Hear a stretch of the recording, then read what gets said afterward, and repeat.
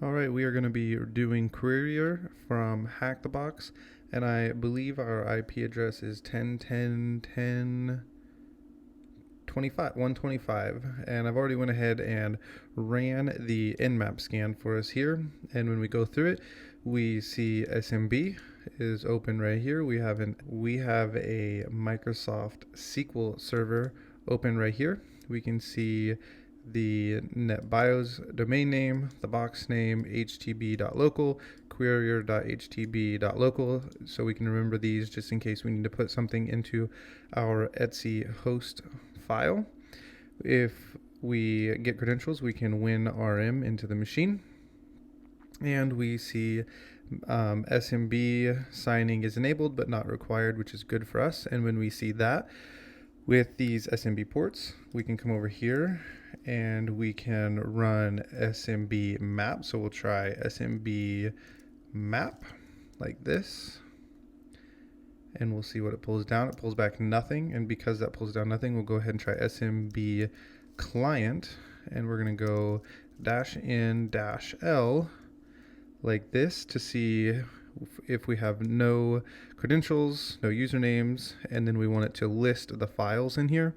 The thing about SMB client, as I've mentioned before, is it'll list the shares for us, but it will not tell us which ones are readable. So we'll go ahead and run this again.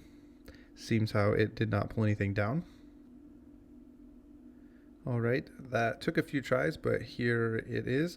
And you'll see that we have reports, and we have admin C, IPC, and it doesn't tell us what's accessible to us. So what we're going to do is we're just going to run it again, only we're going to see if we can access what's inside the ports. So we'll access it and see what's inside the reports share, and we'll do it just like this. And we'll go ahead and run this, and we have access here, so we can, is it dir, ls? I think both work. Yep. In order for us to get this, because it has these spaces right here, we're going to do an mget, and then we're going to put that inside quotes. If you don't put it inside quotes, it will not recognize what you're trying to get. So we'll put that in quotes. Yes. And we'll go ahead and exit this. We'll ls, and now that we have this, we can look inside of it. But before we're able to look inside of it, because it has this xlsm, this is a Microsoft file, and it has macros enabled, and so enable for us to look at this, we're going to have to either transfer this over to a Windows machine, which we're not going to do, or we can use a tool. So we can come over here and we can go to OLE tools, and it should pull up a GitHub page for us. And what we're going to do, we'll go to this one right here. What we'll do first is, if you're using an older Kali box, you can actually just type in apt search OLE tools, and there should be one in here in the Kali repo. This actually does not work for us because it is not the right file, but if you're using an older Kali machine, there should be one that's like Python OLE tools, and you can use the sudo apt-get, but because this is a new virtual machine, we will need to install it a different way. So we can come back here, go to OLE tools, and it should have installation instructions. Yes, right here. We'll install with this one right here, or for the Linux. So you'll go ahead and copy this and you'll paste it into your terminal. I've already done that. OLEVBA. And this is what we're going to use to read the file. So once that is done installing, it might take a few minutes, but we'll type in OLEVBA once that's done installing, and then we're going to type in the currency volume, and we're going to have to backspace our spaces right here. We'll have to escape them, and we're going to escape them like this. Oh, it did it for us. So if you just start typing currency and then hit tab, it'll autocomplete, and that should allow us to read the file, and it does. So inside this file, we have a password and a user ID of reporting. So this user ID reporting, and this is our password. So what we'll do is copy this. We'll actually copy it without that quote. Copy. We will gedit notes. We'll paste those in so that way we have them, and then we'll cat out the notes so that way we can just scroll up anytime we need to do this. So the first thing I would try is to automatically come back over here and see what we can do with SMB map and what we can do with SMB client, and see if there's anything else we're able to do. So we'll go SMB client dash U for our user, and it is reporting. And we can go with our dash L for list. We'll use 10, 10, 10, 1, 25. We can leave, we don't need to look into any files, and then we'll hit enter. It might ask us for a password, and we'll copy this, paste, enter, and see what it brings down. And if we have any more access, actually we need to use SMB map for this, because SMB client doesn't tell us if we have read access to anything. SMB map, and it is a lowercase u, and we can actually put the password in here when we're using SMB map. So we can go -p space password. Oh, the dash L, we need to get rid of that. We need a -h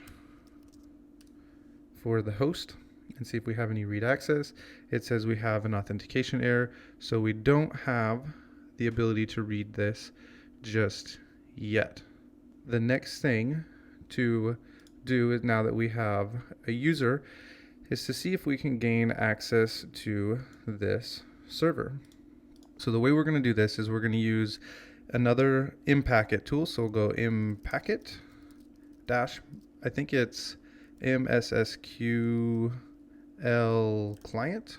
So this is the MySQL client, and then we're going to type in our user, which is reporting, and then we're going to put in the password, which I think is still on my clipboard. It is. Then we're going to type in at the IP address 10.10.10.125, and it says it failed to connect. Oh, the reason this failed is because we need to use a -Windows -auth. Now it allows us to log into MySQL. Now right here, this is the reason I wanted to do this box with you guys, because responder is something you're going to need to know when you're using Active Directory. It is a tool that you will use on a lot of engagements, and this tool is one you're going to see in the future. You'll see it in other boxes, you'll see it in CTFs, so it's one you need to know.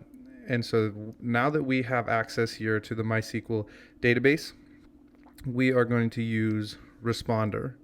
But before we do that, we can do our typical enumeration and see if we can show databases, and it doesn't allow us to do this. And so what we're going to do is try and use responder, because if we type in help, it'll tell us what we can do. So you can try and run this enable CMD, and I believe this does not work. Because this doesn't allow us to enable this, we can still try to run commands through the SQL database. And the way we're going to go about this is running it this way. We'll go xp_dir tree, and then we're going to end up throwing some shares through this. It doesn't really matter what share you try and put. What we're trying to do is get the SQL Server to respond back to us, and you can put anything here. And our goal is to try and get this to respond back to us, and we're going to steal its NTLM hash with responder. So we're going to go responder. I believe it's a -i, and then we can run a /0, and it will grab automatically our IP address here. And when we run this, must be run as root. it tells us we need a capital I. Now that we have responder running, what responder is going to do is it tell us right here, it is going to listen on this IP, and anytime machine tries to connect to it, it's going to grab the information. So if we run this, we don't need 10.3. Our IP is not 10.3, it is 10.15. Just notice that up here. So we'll send this, and it says it has gone through. We'll check responder, and responder has grabbed the NTLM hash. And so when you look right here, it says the NTLM v2 right here, hash. So what we'll end up doing is grabbing this entire hash right here. We can exit out of this. We will gedit hash.txt. We'll paste this in, come back to the front, make sure that it all looks right. We can save that. Now what we'll do is we'll look at our hashcat examples, and we'll look for NTLM v2 right here. It's 5600. And when we run hashcat against this, we're going to go hashcat -m hash.txt, and we'll change this to 5600, and we'll run this, and it's going to tell us we need to send it to the location of rocku.txt. I think I have it in tools, so we'll go Kali, or is it home, Kali, desktop, tools. And now I forgot to specify /rocku.txt. Now that should run, and I'll bring you back when this is done and the hash has been cracked. All right, it has cracked the hash for us. Right here's the password. But before we move on any further, I want to pause and explain what just happened. What we had to do here is we used this SQL server that we were allowed to log into with the credentials we found inside of the reports directory, or file rather, the reports share is what it actually is, inside SMB. And when we got these credentials through that SMB share, we were able to log in through this MySQL server, and we were able to run this command, and then we ran the xdirtree command right here, and we told it, to this SQL server, to go out through this command and go to our IP address, which was right here where we were listening on responder. We were just waiting for some kind of connection, and we told it to go to this share, and this share does not really matter even if it finds it or not. The most important thing is that it tries to connect to our IP address with responder, and responder was sitting here listening, and it was waiting for something to make a connection, and it's actually sitting as a man-in-the-middle attack. It's just listening, and once a machine from the network tries to connect back to responder, it will grab the hash that it's trying to connect with, and that's what it gives us here. And so we have this hash that goes to this SQL server, and then we crack the hash, and now it'll actually tell us this is the user that it was trying to use. So this is the user, the username is what it's trying to connect with, and this is the hash. So we have the username and the hash. And now what we can do is use this username and the password, which we just cracked over here, to try and do further enumeration. So from here, we can go back and try to enumerate with SMB map and see if this is an admin account, but it's not. So to save us time, what we'll do is we will grab this password, and we're going to put it into our notes, so that way we have it. Put this, and then we need the username right here, and we will put it into our notes as well. We'll save it. I did those backwards. I don't usually save them that way, but it'll be okay. Now we can close responder. We can come back over here, and this time we're going to try and connect to the SQL server, but we're going to try and connect through this new user that we have here. We'll come back, And we'll just scroll up and grab this password.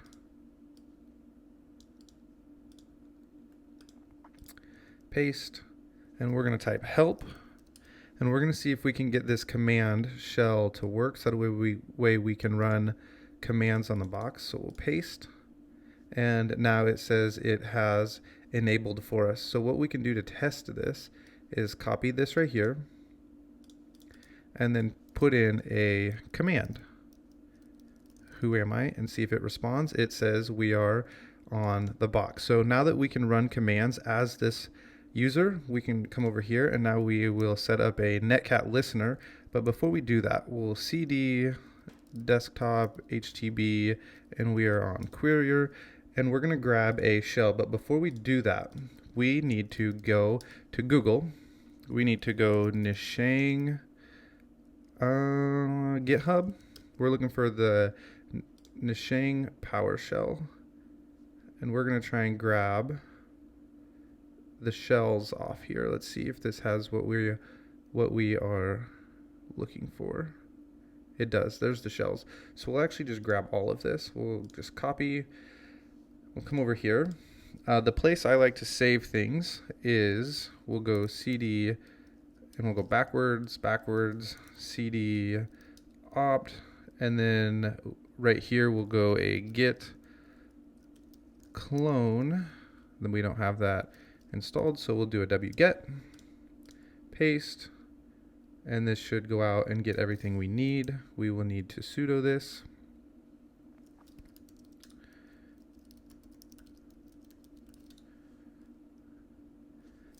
And now we can ls and we can, all right, that did not grab what we needed. So what we'll do is we'll just come into here and we'll just copy the shell. Where did the shells go? Shells. We need invoke PowerShell TCP PS1. This is what we need. So we'll just copy this and we'll make it our own. We do need, you will want to get these shells, all these shells, or just save it. This one is one you're going to use a lot in the world of getting reverse shells on Windows boxes. But for this case, what we will do is we'll just copy just this one shell and we're going to go gedit and we'll call it shell.ps1 because we're going to run it through PowerShell. We're going to paste, and the one that we are looking for, the example that we're going to change, is this one right here that has the dash reverse. We'll go ahead, copy this, move to the bottom, paste it. Now what we'll change is this here in red. We will delete. We will go our IP address 10.10.10.14.15, port 444 is fine. We'll save this out.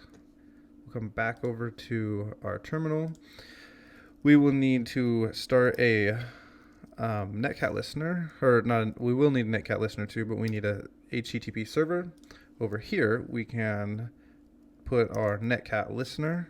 So we'll just go netcache -lvmp, delete 4444, and now we are listening.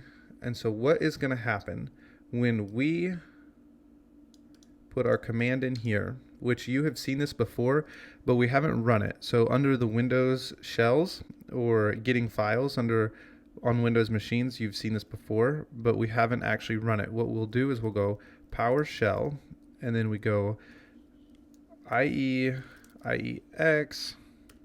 and then new object net dot, it's actually new object net dot web client dot download string, and then in here we will go HTTP / our IP address, so that way it will reach out to our IP address to grab our shell.ps1.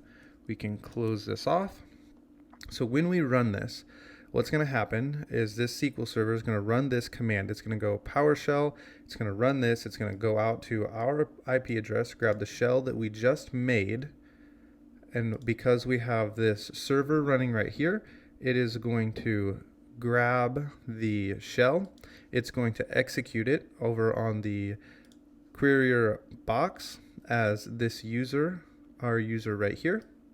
And then when it executes our payload, it's going to give us a shell back over here, we hope. So we'll go ahead, run this, and see what happens. Okay, so what it ended up being was we needed to escape these and not have these single quotes here in order to get this to run. All right, we are now on the box and we are going to run power up. We're using PowerShell here, so we'll go ahead and cd back users, and then we can cd into the desktop, and that's where we'll place our shell. I'm going to reconnect because that was going to lag. This is where we'll go paste our PowerShell. We'll cd back, cd users, look and see. We'll cd public, and then we'll cd downloads. And there shouldn't be anything in there, and there's not. So we're going to pull over power up. I'm not sure if we have already put this onto our Kali box, so I'm going to locate powerup.ps1, and it looks like we haven't. So now we'll come back to Google and we'll go powerup.ps1, and I'm going to show you PowerUp because it is one that you're going to probably run in the future. But normally when you come on a Windows box, the first thing you're going to do is look for, you're going to go linps, whoami, netstat.ano, and you're going to look at all of those things we've already shown. But eventually you're going to run into a bunch of dead ends, and it's going to be time to start running things other than winps.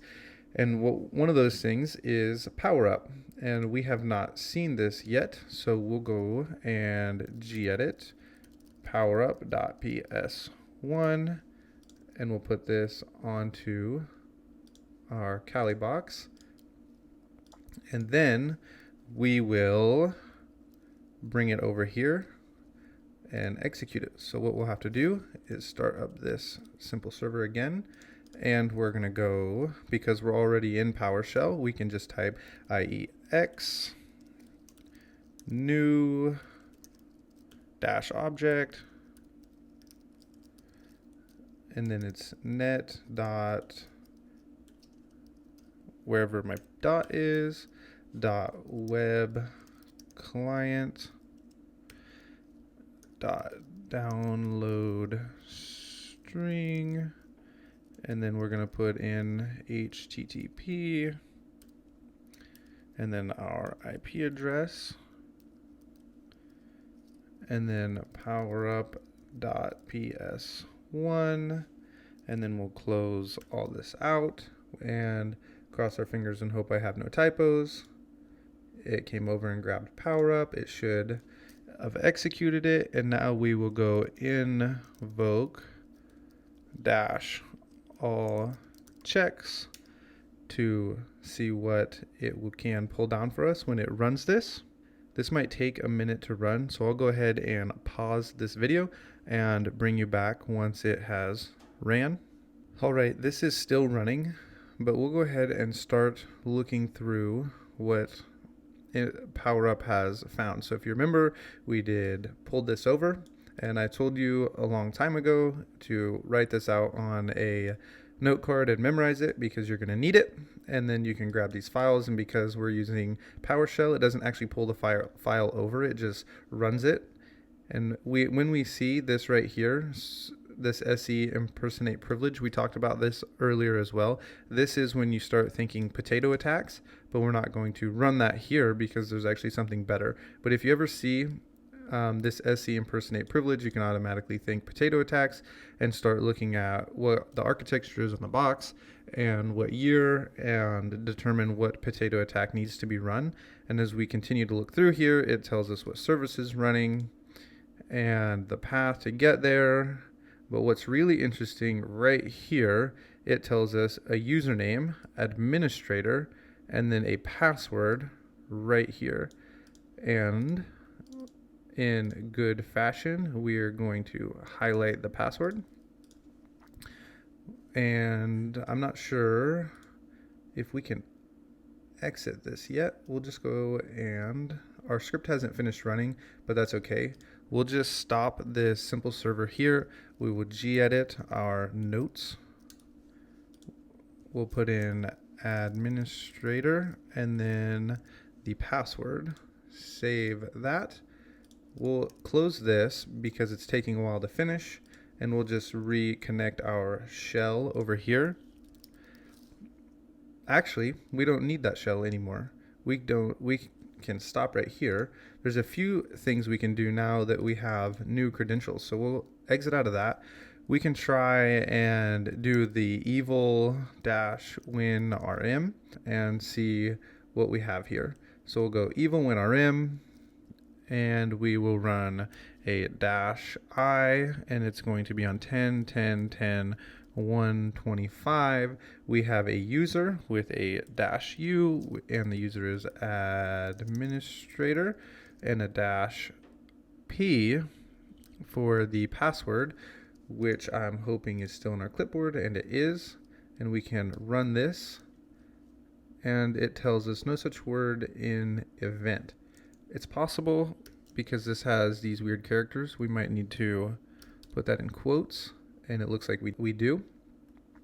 And we can let this run and see if we can come back with an evil-winrm shell. If not, we have several other ways to go about getting this shell, but I like evil-winrm because this port is open and it's easy to put files and get files from evil-winrm. And this didn't work. And so what we can try now is we have mpacket, and we can run -ps exec. And if you remember, we have run this before. Let's look at the command. So that way it'll tell us exactly how to run this. We will run ps exec with the domain, the user, the pass, and the target. And you've already seen us run ps exec, and I actually haven't run it on this box. That's something you can go ahead and try and see if it will run. We're going to try a different way to get a shell. It's always good to know multiple different ways to get a shell, just in case you have some fail, like we just had evil-winrm fail. And so we'll do another mpacket tool. We can use mpacket, and this is Wmi Exec, and we will type in the administrator. We better capitalize this to make sure we get it right. Administrator. We'll put in the password, and then we'll go @ and then the IP address 10.10.10.125, and close that off and see if we can pull down a shell this way. And we can go who am I, and we are administrator, and we now have administrator access, and you can go anywhere you want on this machine. So this is Querier. The reason I wanted to show you this machine was to show you PowerUp being used and also Responder. And it's most important for you to remember Responder because it's one you're going to need to know and you're going to see in the future. So with that, I will see you in the next video.